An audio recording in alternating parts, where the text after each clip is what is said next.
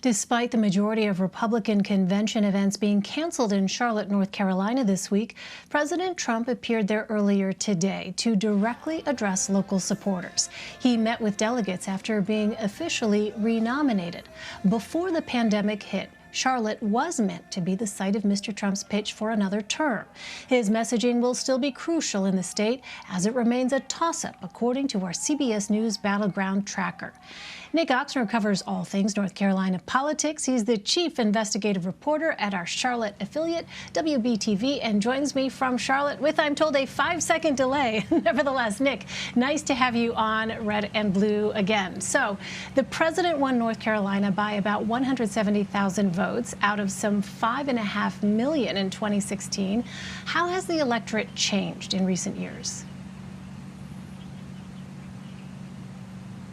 Not a whole lot, Elaine, is really the answer to that. Our population keeps growing, but when you look at the electoral breakdown or the party registration breakdown, what you see is we still have a majority of voters are registered Democrats. They've got about 400,000 more registered Democrats in North Carolina than registered Republicans, but actually there are even more registered unaffiliated than registered Republicans in North Carolina. But the bottom line remains that North Carolina continues to be a generally rural and urban state, and so in the more rural and suburban areas you tend to have more conservative voters. In the urban areas, places like Charlotte, Raleigh, Greensboro, Durham, you have more liberal voters, and so there's that contrast and tension between those two, and that's basically stayed the same since 2016.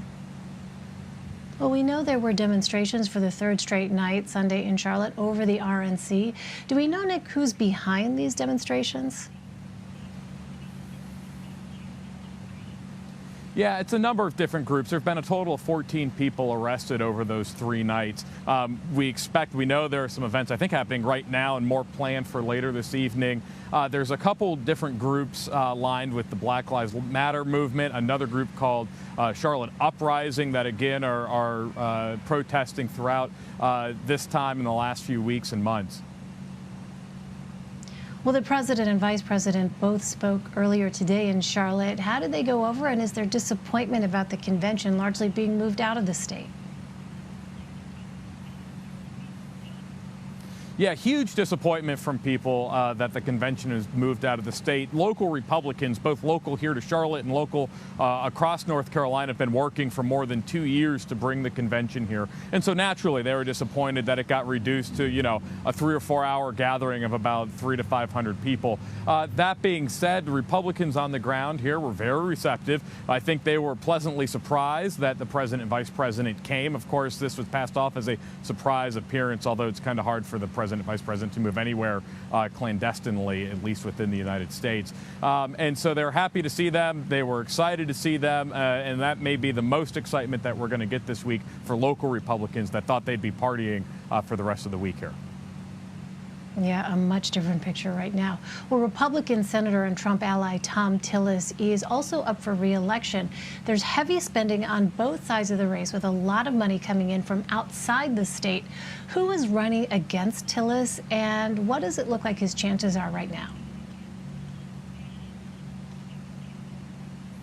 Yeah, so Tom Tillis' Democrat opponent is a guy named Cal Cunningham, a relatively young candidate with a relatively moderate profile. At least that's what they're trying to strike him out to be. He's a military veteran, and the race is pretty close. And if you look at most of the recent polling, it hasn't really changed a ton over the last month or two. It has Cunningham ahead by a few points, Tillis behind by anywhere from about 3 points to 5 points. The bigger problem for Tom Tillis is that he's trailing significantly in most polls behind Donald Trump. And so if Tillis is going to win, he's got to excite the base. We know that the base is not excited about Tom Tillis in North Carolina. I was at a Trump rally last September where Tillis got booed when he was announced and took the stage. And so Tom Tillis has an enthusiasm gap. Democrats are rallying behind Cal Cunningham. The only kind of saving grace for Tillis might be that Cunningham's not polling super high either. There's still a lot of undecideds. There's still a lot of people who frankly don't know either of these men. Interesting. All right. Well, Nick, I also want to ask you about mail-in voting and accusations from President Trump of potential voter fraud. As you've reported on our program last year, a Republican operative was charged with election fraud for what happened in North Carolina's 9th Congressional District. What's been done since then to make sure it doesn't happen again? Yeah, so it's actually the role or the tale of what has happened since the 9th Congressional District scandal in North Carolina is really fascinating, because the Republican-led General Assembly, the Republicans control the House and Senate here in North Carolina, passed a host of reforms to the absentee ballot process, stiffening penalties, changing the way that you can't send pre-filled out absentee ballot request forms anymore. You have to sign if you assisted someone with their ballot. So they made a host of changes since that time. Now, this year, Democrat and Democrat-aligned groups have come in and challenged some of those reforms that were in response to the 9th Congressional District scandal.